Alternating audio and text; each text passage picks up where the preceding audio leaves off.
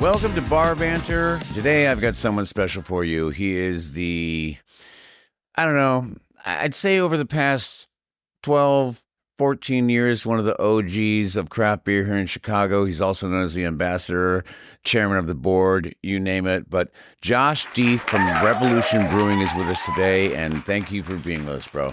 Good pronunciation on the last name there. I know, because last time I had you on a podcast, I called you Josh Deth. Yeah. Which is not really good.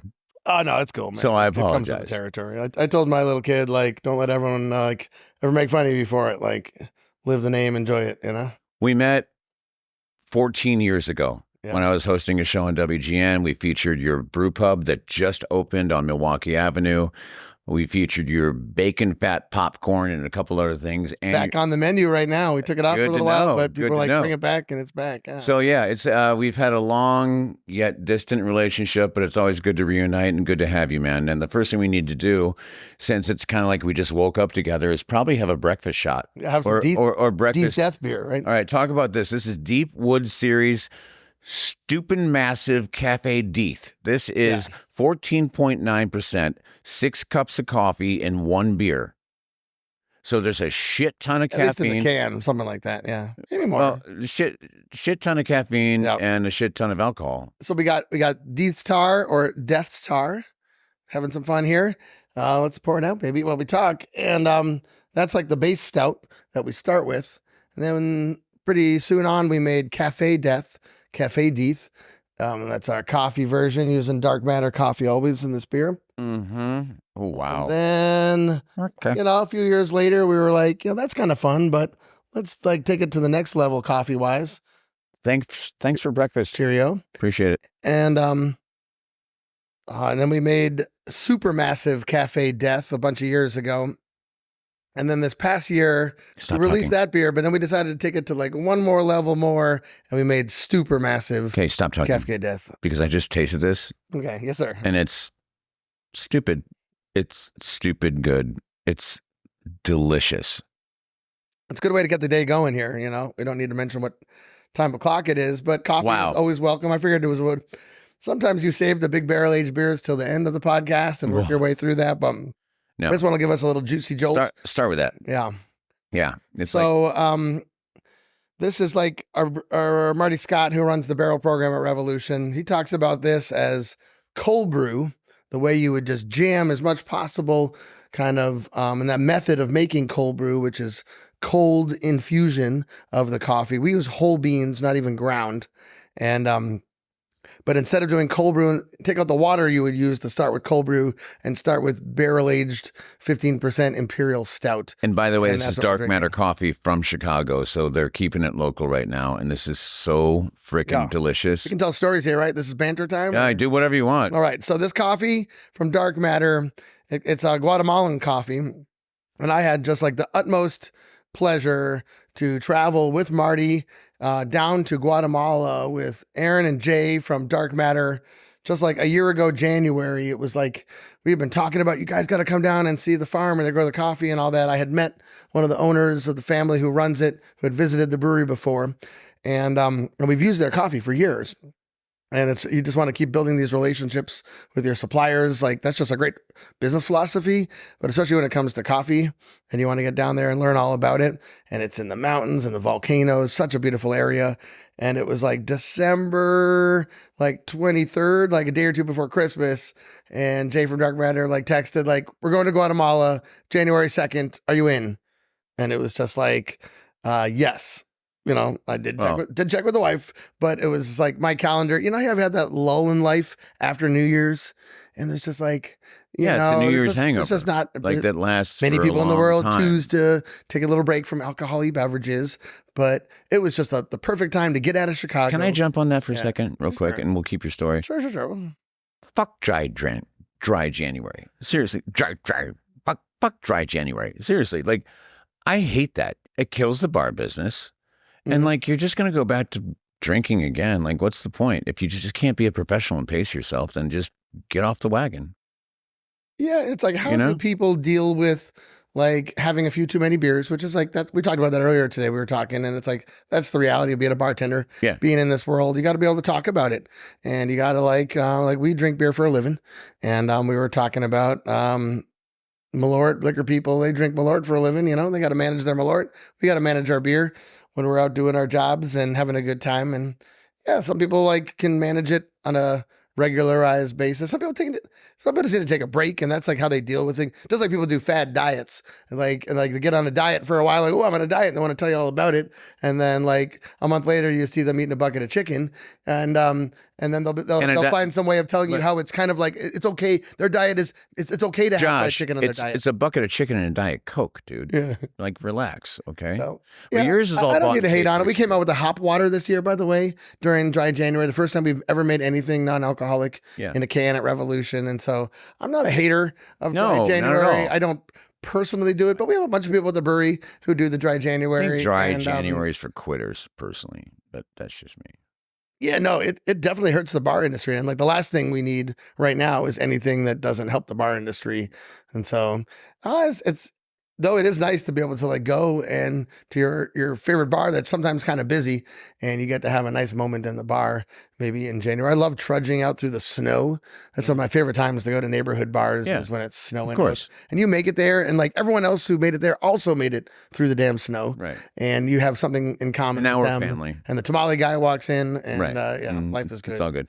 All right, let's land the helicopter about this Guatemala trip, because I just kind of interjected and just screwed the whole thing. Let's go to Guatemala. We got to do it. Me and Marty, Aaron and Jay, Guatemala, 4 or 5 days, just like intensive trip, mostly all about the coffee farm, visiting the coffee farm, Finca San Geronimo in Atitlan on the side of Volcan Atitlan.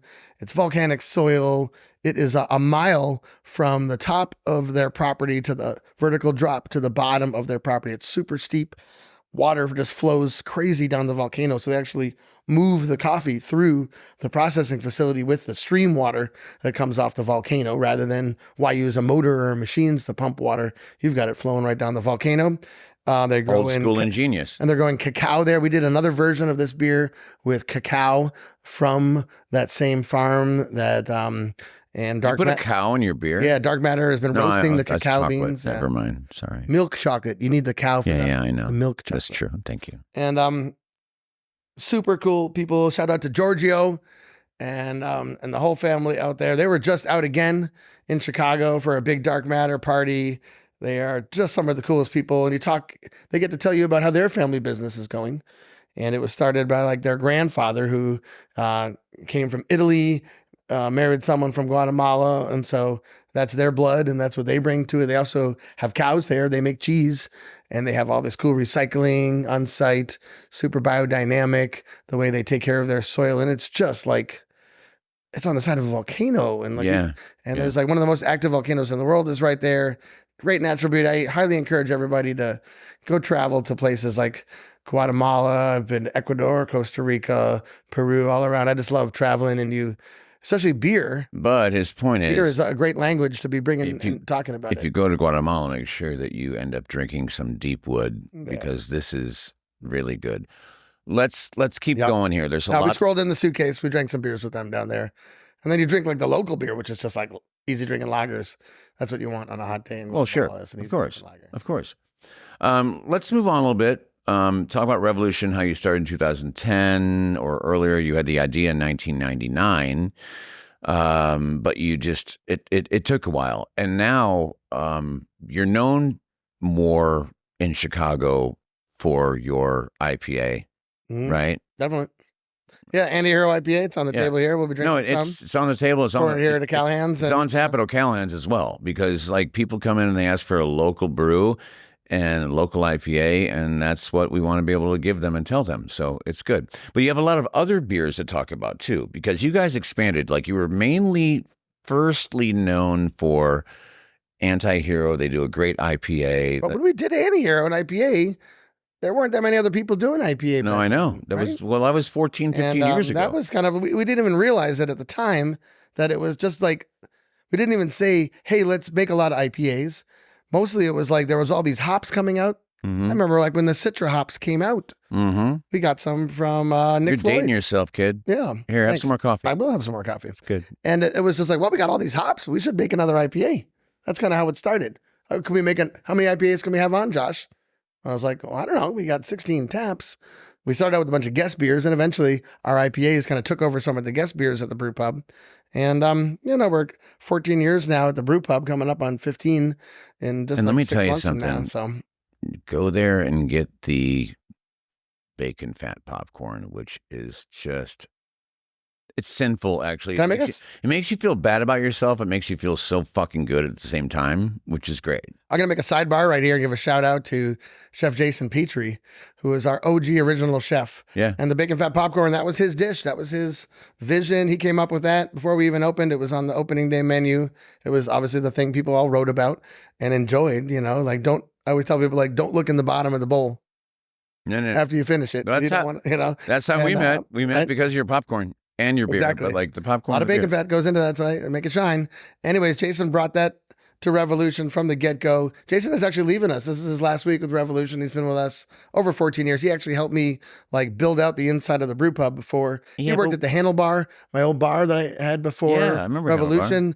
Jason came from Detroit, and I had known his brother was my college roommate. I got my first homebrew kit in life because Jason bought a homebrew kit and then went into the army and never used it. And his brother Evan, my roommate, was like, "Hey, you want a homebrew?"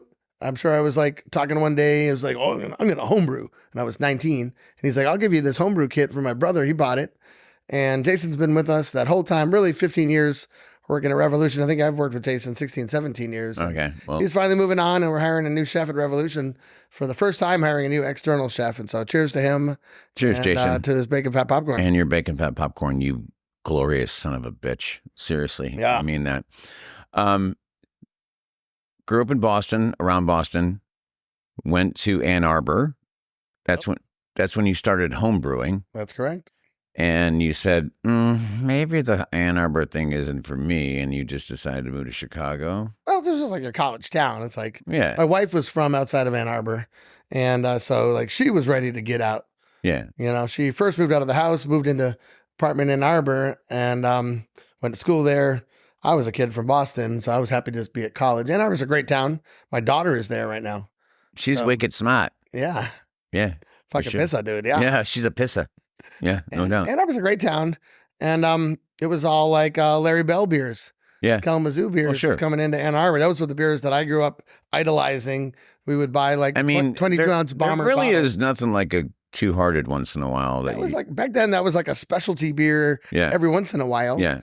Yeah. It was amber ale. Yeah. Pale ale, or like Kalamazoo Stout, or Soul Sun back in the day. And so lots of great beers. They're still killing it. They're still doing great. 22-ounce bomber bottles back in the day, or kegs. We would get the bung-sided kegs and throw keg parties with Bell's beers. Those were the days.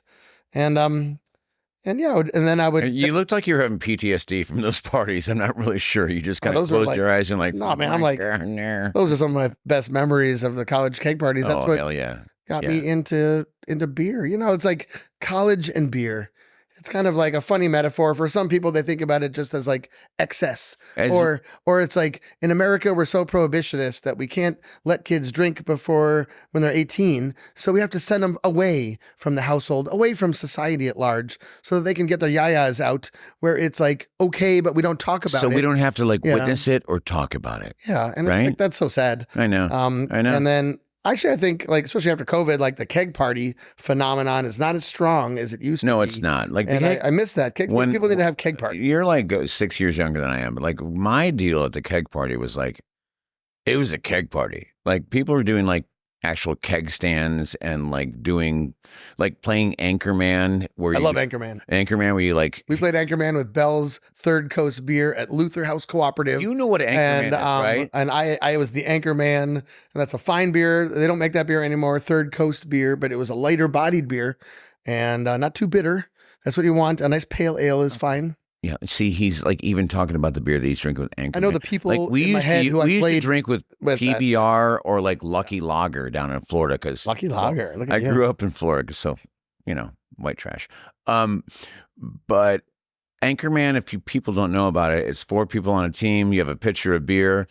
The first person starts drinking. If your lips I will imitate. remove from the pitcher, you have to pass it along. Now, sometimes when you're the anchor This is man, before Ron Burgundy. yes, This is like pre-Ron Burgundy. yes, yes, it's true.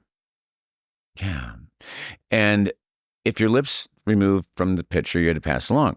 And if you're the anchor man, sometimes there was like 3/4 of a pitcher left, and you would have to drink that entire thing, or your team would lose. The anchor man could take it off their lips. That was like one of the. No, not in my world. Like once you're the anchor man, you're it. No, so it's like you just have to finish it. I would have people like playing anchor man, like drink the rest of the beer, walk to the porch, projectile vomit beer out, and go back and join a new game. That was pretty much anchor man. Yes, degenerate. I've got an incoming message from my marketing team to halt this conversation. No, but I think like, drink games, like just like we think of beer as like, let's watch the game, the sports game, or, let's play a game like bags. You play games with bags. Bags you can play with one hand because you can hold the beer in the other hand. Yeah. Ain't nothing wrong with like beer being associated with the game. Ain't nothing wrong with that. Beer is the beverage of moderation compared to wine and liquor. And I don't know. There's just like a lot of fun that's in beer with games like this. And I got nothing wrong with that. Josh, let's talk about your beer. So you went from grassroots. Yeah. It didn't take long for you to get into stores. You got into canning. You bought a new building, and your brewery is on Kedzie now, where you used to be just kegs first, like Callahan. Well, of course you did. Callahan sold our Antihero in kegs probably before it ever even was in cans. Well, it's here now. So yep. But it's like that's how we got going. Chicago's a keg town. Yeah. So like you're smart by getting your beer out in kegs. But when you walk in, but we got into cans pretty darn fast, right? And I built a bigger brewery that could make a little bit more. I kind of looked around and saw what people were doing.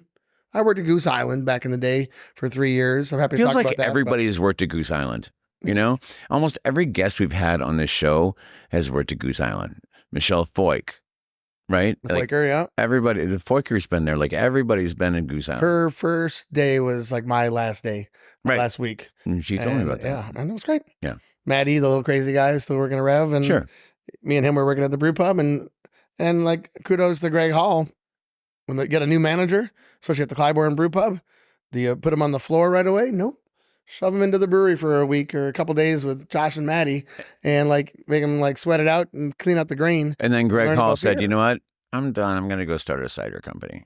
It's fine." Yeah, she which worked out just fine too, right? He bought it back. He owns it now. Yeah. He bought it back from Anheuser-Busch. So right. Again, kudos to like Greg. Greg's a great guy, and so I don't begrudge him for doing that or anything like that. So this, by the way, show is sponsored by the ADD Association because we're just all over the place right now. I want to talk about your beers. Let's keep going. Let's go farther. What's behind us? Oh, we're gonna drink what's your proudest right now? Yeah, we're gonna do something here. All right, so we got the coffee beer. The coffee beer has been nice. This has been delicious. Overwhelmed our taste buds. It's getting us lit up a little bit. And we got 4 different beers. We're gonna come to this one eventually. Cold Time would be a great place to kind of clean the palate and refresh, and then we'll get into the little bit of lighter hops, and then an Antihero. I'd go like that. That's my order. Cold Time. This is a very sessionable beer. It's a nice lager, 4.8%. Fresh glass for Cold Time, I think. Yeah, well, yeah. I'm doing a fresh glass. Oh, you have fresh glasses back. I know. Okay, so you think we don't set you up here? Like, what's going on? Come on. Go ahead, man. Pour me up. There you go. Nice pour. Nice pour. Good boy. Nice. All right, we'll take a breather here for a second. Yeah. Bring it back to like present day. We can talk about the past. We can talk about a lot of things, but now we're moving towards. Fast forward here. We're going to fast forward. We're going to move towards this beer, a couple other beers. We're going to tell a couple stories. Right. Okay. Will there be a common thread here? No. Okay. Right, Dom? No common thread. We're just Revolution beers and Chicago. All right. Chicago bars. Cold Time. Right. It's a premium lager. 4.8% premium lager. Yeah. Cheers to that. This is a great summertime beer, I'm imagining. It's all the time. It's available year at a time. But yeah, people drink more of a beer like this in summer. This is right outside our window today. I took the L in, and you could tell right when I came in, you were like, "Do you need a beer?" And I was like, "I need a beer." No, this is good. Yeah, this is good. And I didn't bring this. Alec, shout out to Alec from Rev, our sales rep in this area downtown, who brought the cold time by to sample. And I was like, did Alec bring the cold time? I had like a little bit of a worry.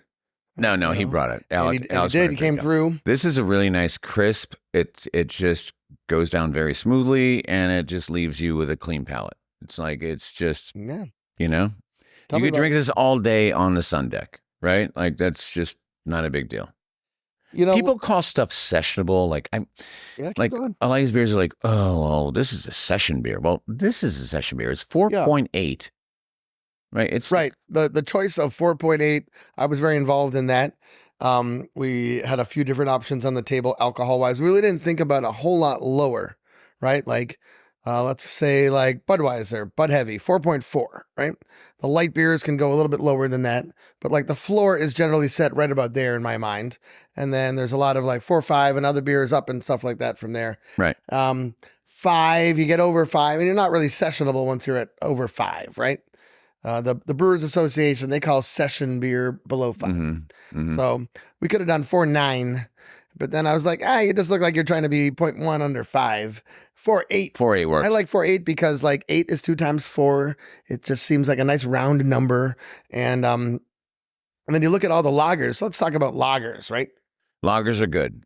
Your lager is very delicious. Josh, I know that you started off at University of Michigan and you got into brewing. Mm-hmm. So you haven't really like been behind the bar a lot, but you've sat at the bar and you see a lot of stuff because you're in your brew pub and you know what's going on.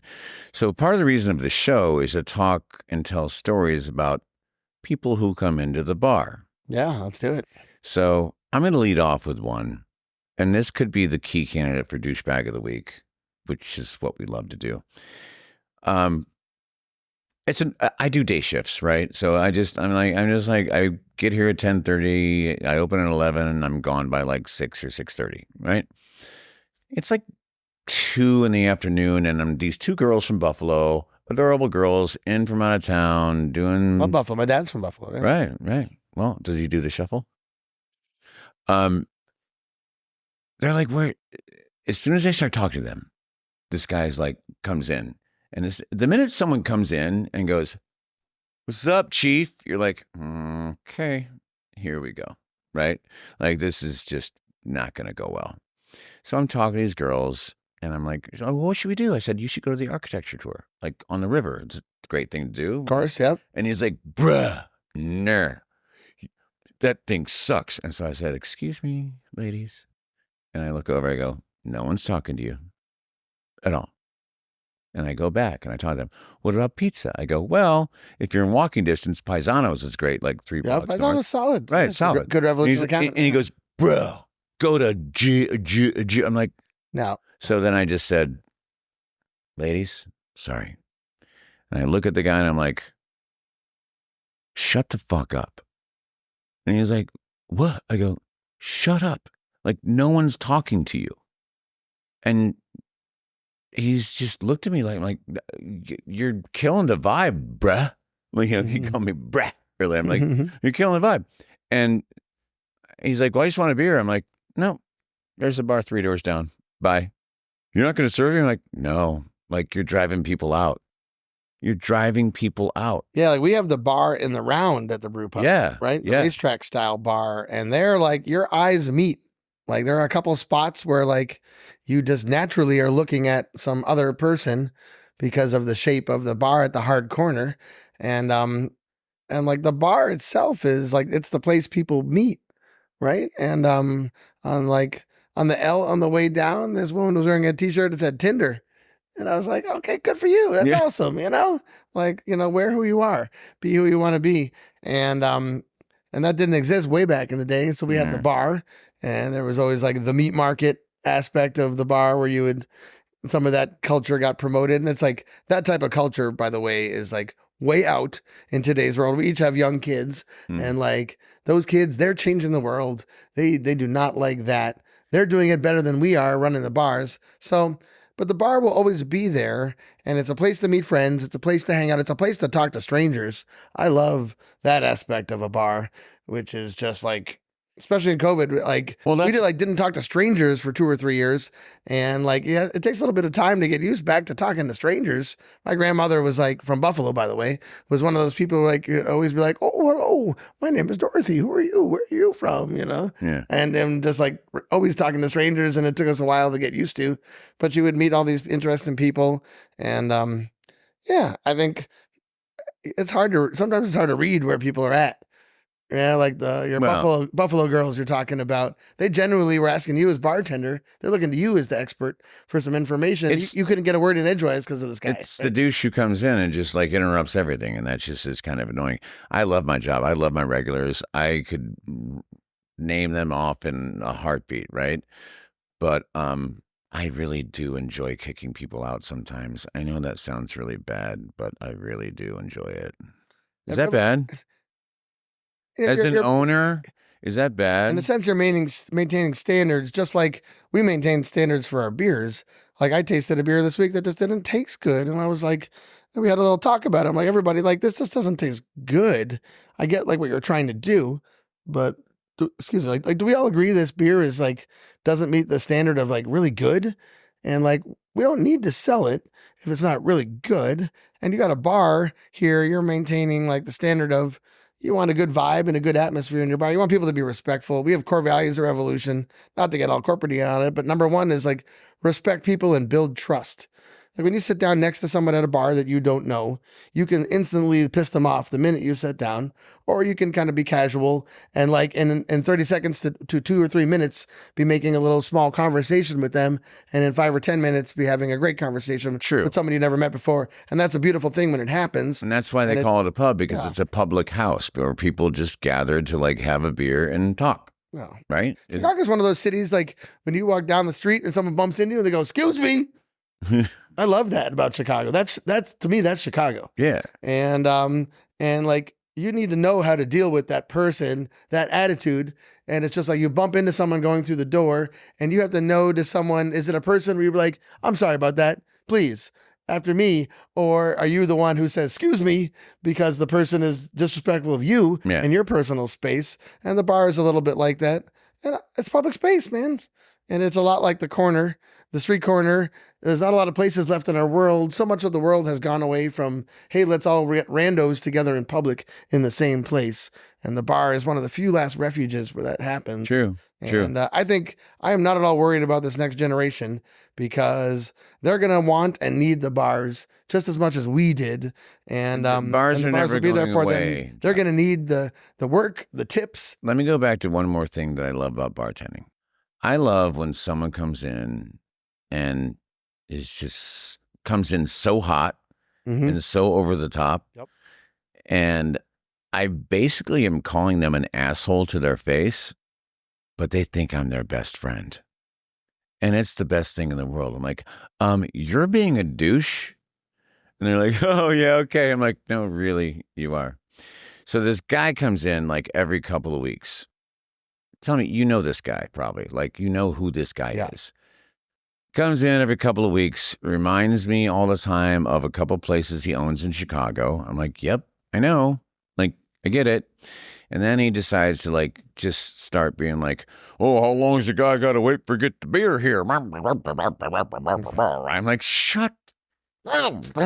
Right? Just bing. And I'm like, okay. And then he gets his coworker who's worked with him to do the same thing. And so she's like, "Oh, Teddy, I've been waiting 3 minutes for a drink." I'm like, "Shut up." Right? So then I look at both of them like, "You're both being assholes right now." And they're like, "Oh, come on." And I'm like, "No, you really are." And they're like, "Oh, we're sorry. We love you, Teddy." And they just keep going and going and going. And so I'd be like, needling is like a lost art, like, though, here's your check. Like, thank you for coming in. Like, that's it, right? Like, you're done. Like, you're just done. Like, you can only take so much from someone because you're just like, "I'm done with you." Like, what'd she say on the way out? "Oh,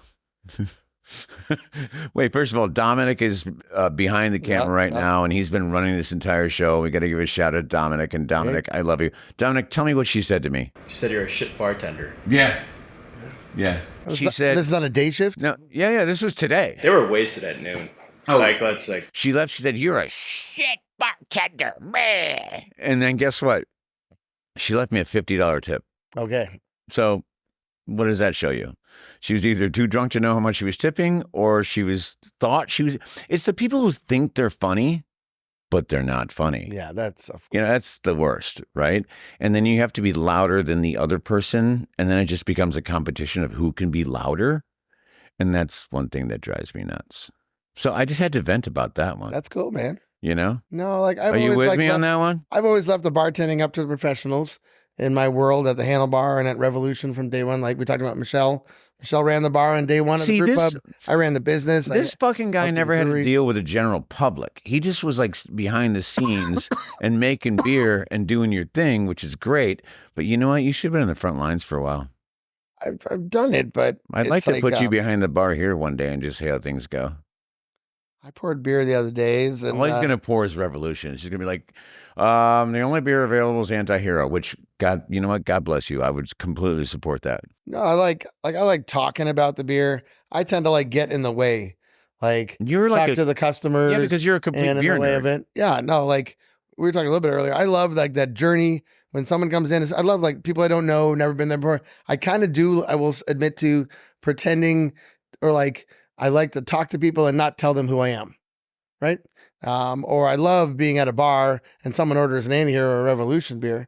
Mhm. And like, I'll buy them a beer eventually, but I would prefer, I was just at another great Chicago bar and someone ordered a Red Pills, or the bartender, without even knowing who I was, recommended it, a Revolution beer, to a tourist kind of person. Yeah. And they got their beer and they liked it. And I was like, what do you think about that? And then I bought them like the next round.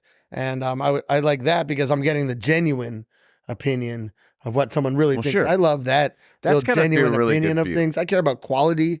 I care about the quality of the experience too. Well, it's of quality. the visit, but I care about the quality of the beer probably more so.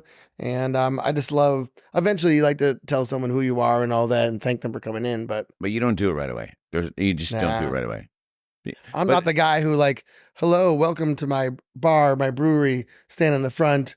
Please come on in. I would thank you so much for coming. I'm Josh Deth, and like, this is my place, and all thank that. you for I'm not that beer. person. That was not me. That's never. And you got to know who you are and do what you like and what you think you're good at. You're the best at. You got to surround yourself with great people, great bartenders, a great brewer, and Jim Seaback. Like, I love making beer and I love coming up with recipe concepts. But Jim is the one who is beauteous behind all of these beers today. And he is so way better than I am at all of that. And from the day one, it was just like, no, Jim, you do this. And he kind of like double checks with me. Hey, I'm thinking about doing this Sun Crusher and I'm thinking about using these hops. And I'm like, well, what do we think about using this one? And he's like, oh, that's a great idea. And then he makes it perfect. So, you know, I like to be a jack of all trades and do lots of different things. Like I have done every job at some point in time. And I if there's some like new challenge, I like to learn some new machine. Like someone else brings it in and gets it working. And I'm like, hey, can you show me how to use that? Because I don't like walking by this machine and not knowing how to use it. Well, that's kind of the key thing is like as an owner and as the guy in charge, you need to know how to do every role. We're also getting close to ending this episode. So we're going to wrap this up at some point. Are we going to do something special with this? No, we are doing something special. And maybe a slightly larger glass, you think? Or yeah, no, I have them right here. Okay. Yeah, you go ahead. We have more Sun Crusher. Okay. It's fine. Whatever you want to do. My glass was dry, and so. It's fine. You know what? If your mouth is dry, just wet it. You know, it's fine. So, like, back in COVID, we had, like, all the bars closed, right? Callahan's closed for just a little while. We had all these kegs of Anti-Hero. And, like, they stopped coming back from the bars, or, like, they never even made it to the bar. The beer distributor was like, what are we going to do with all these kegs? And we had all of them at the brewery too that never even made it out the door. Our keg sales went down 90%. Sure. In 2020. Yeah. And I'm doing the lead in here. I know. We're sitting on all this Anti-Hero and like we don't like if you're like a small dinky little crappy brewery, you would take those kegs and like push them into a tank and fill cans with them. I'm sorry, but people did that. That's not what we do at Revolution. It's like these are kegs only. There were It's no not keg parties. what we do at Revolution. Hell no. But I called up Tremaine from the CH Distillery, and I was like, I had gotten to know him. We had some good times hanging out together, and I was like, I got this idea, man. How is it going for you? And of course, like Malort, bars. It's like all bars. It's all bars. And I was like, how about we take this anti-hero, I bring it to your distillery, and we like distill it. I thought we were just gonna make like a schnapps or a something. He was just like the distiller that I could call. And then he was the one who was like, oh, we could make like an anti-hero Malort. Hang on. People listen to this show who are not from Chicago, actually. Yeah. So we need to quickly explain Malort. This is Teddy Teaches, the history of Malort. Malort is a digestif that Carl Jeppson moved from Sweden to Chicago in 1930. Prohibition was going on. He figured out, what can I do? My family has a digestif recipe made of wormwood root, which is what they make absinthe out of. And he made this and he sold it to pharmacies and he sold it as a medicine, as a digestif. And that's how he got around it. And it's been a Chicago thing ever since. Now, rumor has it that he lost his taste buds because he smoked and drank too much and he just kept adding shit to it, right? So what's your best way to describe of tasting Malort? Like we were featured in the Drinking Buddies movie where they like drink it and they talk about it as like a baby diaper and gasoline kind of a thing. Getting in a fight with your dad? Yeah, a fight with your dad. Like the way to unfriend someone in person? Maybe. I love like seriously, like I'm a flavor beer person. Like I taste and drink and eat, and like I've got a really good sense of smell, and I try to use that at work every day. To me, like the pithy grapefruit, like the worst part of a grapefruit, that white part in between the sweet inside and the outer zest, the part that you're not supposed to, that's Malort. And it's like that astringent pithiness. Okay. It comes from the wormwood. So, but man, I love that part of it. So a few episodes ago, Michelle Foyk, who we love, Foyker from Eris Brewery, we talked about her. She brought her cider in, and Dom said, what'd you say? Drop the Malort in there. Do a Malort bomb. Yeah, because everybody does, like, I hate to say it, car bombs or Jaeger bombs or Vegas bombs. But no one does a bomb with Malort. But we are starting this entire trend right now where we're doing Malort bombs because we're partnering up with someone in Chicago from someone from Chicago. And that's what we're doing. I'm game. Let's do it. Man. So we're doing this in Sun Crusher. Do you value these microphones? Or are we going to push them away? Or Oh, no, just like, yeah, okay. I got you. Just pour beers in here. Okay, we're going to have a little pivot here. Go ahead. There we go. You're good. Pour beers in here. I'll pour the shots. Okay. That's bomb. But, I mean, I don't Bombs think, away, man. has this ever really been done in your brew pub, do you think? We do not sell bombs. It's a house philosophy. Yeah, no but bombs. like this is a new thing. All right, so this is Sun Crusher, which is it's an ale, and it's very summer ale. It's sessionable. It's like 4.5. It's like got like a light citrus flavor, but it's low in bitterness. It's great. And then what we're gonna do is we're gonna, as per Dom's suggestion several episodes ago, we're just gonna do bombs in every episode we do here. Dom, you down with that? What? Say it later, louder. Okay. All right, man. Cheers, brother. Cheers. Josh Deth, Revolution Brewing. You have done an amazing job, and let's do it. Oh, shut up.